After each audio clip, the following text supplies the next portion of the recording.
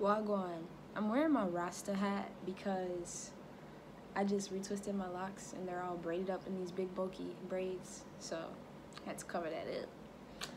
Till tomorrow, I'm gonna release them.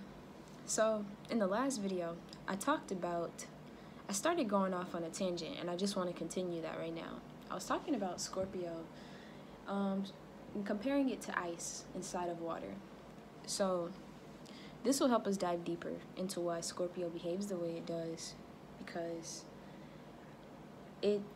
Scorpio is ruled by Pluto and traditionally Mars. So we have Mars, that fiery planet inside of a water sign. It's like underwater, I don't know, like a volcano or something. There is like water around volcanoes a lot of times, but it's like that.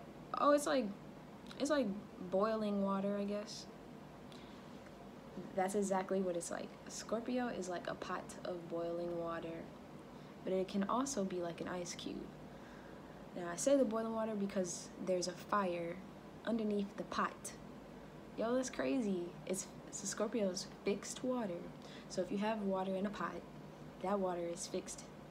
It can't get out the pot unless it changes its form to evaporate, which would make Scorpio like a chameleon, because we're very observant and we do listen a lot. So we know how to get out of situations that fixate us, but we can trap ourselves in a situation that we want to be, and that usually pertains to when we're trying to accomplish a desire that we have, when we're trying to transform a situation just to complete our desire.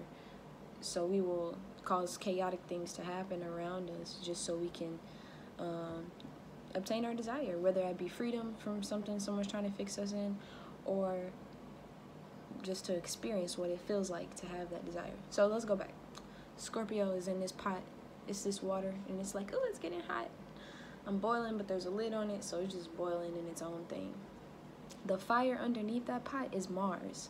It's heating up this water, and so that heat makes it change its form.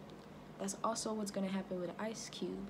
If you have an ice cube in some liquid, especially if it's not water, it'll melt down faster. But like if you have ice in water and take it outside on a hot summer's day, that ice will begin to melt and turn into the water. So I say this to say, if you want to see the true nature of a Scorpio and how they're not that different from you, you have to apply some kind of pressure, some kind of heat, or yeah, you gotta be desirous, you gotta be passionate with them, and they will show you who they are. But if you become cold, they will freeze and become their own element, but they can also do that willingly. They will become cold when necessary if they feel that things are getting too hot, out of their control.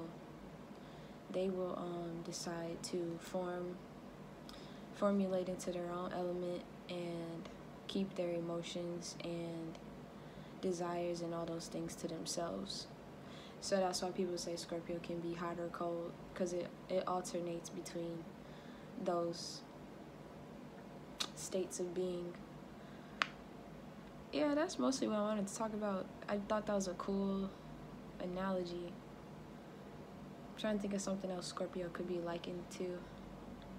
Fixed water, of course, could be like a pond. Think of Louisiana. If you ever been to New Orleans, you know they got I don't know how to do the accent, so I won't try. But they have these swamps everywhere, and that's a fixed water. It's not like an ocean or a river that's steadily flowing and cleansing itself. It becomes very murky, and it has all these creatures in it and reptiles and stuff, and it's a lot of debris, and it's not easy to see through it, and it holds on to these toxins that just sit in there. And it's not necessarily a bad thing, because all of that bacteria and stuff, it has its own kingdom within it, and it's another form of life.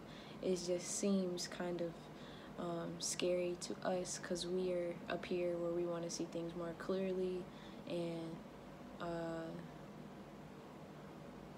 Scorpio has its own kind of solar system within it. Not solar system, but like, or maybe, but its own world within itself. It has so many different creatures and stuff. If we're talking about this pond, it has so many different creatures that have a life of their own, and even though they might seem alarming, like alligators and stuff, because I saw alligators in the swamps in New Orleans. Even though those things might seem alarming, they're not. They're just deemed that way because they are a different creature than us. But they are right in their own sense. An alligator would be an alligator. If it eats somebody, like, that's just what it was designed to do, you know? And anything else that's in that water. We can't see it, and we can't see what it's like, how it's coming at us, or what it's gonna do, or if it's gonna affect us, or what, so we, like, fear it. And that's kind of how people interact with Scorpios, and that's how Scorpios kind of interact with other people, is, like, very reserved and, like, questioning about people and their intentions. But not always that cautious, because they still will take risk in order to fulfill their desires. Like, Mars is still there, and Mars is a risk taker planet. All right, enough with my ramble.